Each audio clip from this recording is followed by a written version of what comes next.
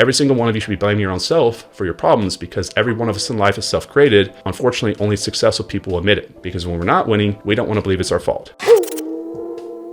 So the law of polarity you guys hear me talk about, right? This is the law of opposites. You cannot have one without the other. It is impossible. This is how the world works. Have you ever had an up without a down, or a left without a right, or a hot without a cold, or a day without a night, or positive without a negative? It is impossible. So what does it actually mean? So some of you guys know my story, right? I was one world-class poker player, top of the world, printing money, driving cars, diamond watches, had everything, top of the world. And then guess what? Government regulation kicked in. This is why we need to be very careful who we put in government, right? Because they can destroy our lives. I woke up on April 15, 2011, literally as one of the most successful online poker players on the internet to find out that I couldn't print hundreds of thousands of dollars at will again. It was a very tough day for me because I lost my identity of myself. It wasn't that I just failed. I tied 10 years of my life almost into something. I worked my ass off for 10 years. I was finally at the payoff point, right? And it was taken from me. That's what made it so tough. I didn't fail. Some of us fail and lose. Some of us have things taken. And it wasn't just that it was taken. My entire identity in my world was taken because imagine if all of us woke up tomorrow and EXP was gone. That wouldn't even be the same thing. It'd be if the real estate industry was gone. That's what happened to me. All my friends, everything disappeared overnight. So what do you think happened? It shifted my mindset. I focused on the wrong things. I made bad decisions. I gambled off all my money. I built WinStar Casino at the border of Oklahoma, Texas because I lost it all on blackjack. So that's why it's so nice if you've ever been there.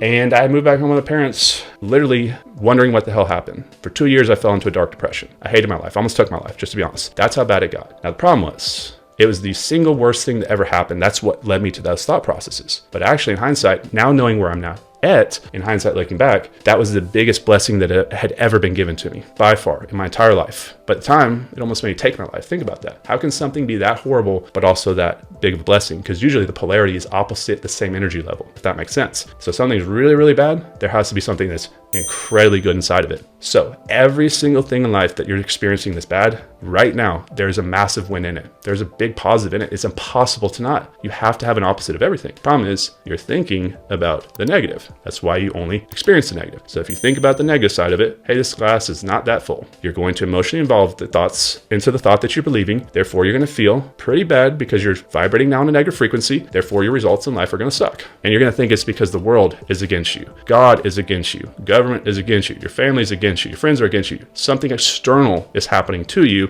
instead of internally, you're letting yourself down. Every single one of you should be blaming your own self for your problems because every one of us in life is self-created. Unfortunately, only successful people admit it because when we're not winning, we don't want to believe it's our fault. But it's blaming ourselves and the awareness that it is our fault that gives us the first starting point as a foundational movement forward in life to change ourselves going forward. We need to have the awareness that we fucked up and that we want to change. And that's the first step, okay? So right now, anything that's going bad, I want you to today, right, where's the good in this? What are the good things that are in the bad? Because then we have the awareness that you know the glass is half full, so you begin to look for it. So now you guys should go look for the good things and the problems that you have today because there's one in it. And then we focus on the good thing. Can you think two thoughts at one time? Can you be in two physical locations at one time? I'm not in Jeremy's house, I'm in my house. I can't be where he's at. Just like you cannot think a negative and positive thought at the same time. So why are you thinking the wrong one? When the wrong one doesn't get you to what you want, why don't you think the one that does, right? There is something positive in every negative, and every negative has a positive, and every positive has a negative, okay? Now, how you live a positive life is you understand this. It's because we choose the vibration to be on, and we understand this through the law of polarity. And this gives us the ability to have more emotional control. So you guys hear the term emotional IQ, emotional awareness, emotional control. It comes from the law of polarity for the most part, because you know there has to be one opposite the other. So therefore, it's a choice to choose which one to focus on.